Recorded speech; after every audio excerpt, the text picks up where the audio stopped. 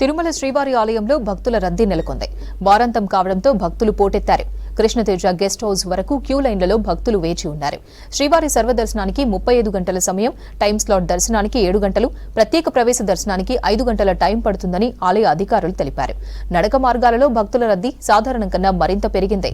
Queue లైన్లలో ఉన్న భక్తుల కోసం తాగునీరు, అన్నప్రసాదాలు అందిస్తున్నారు ఆలయ అధికారులు.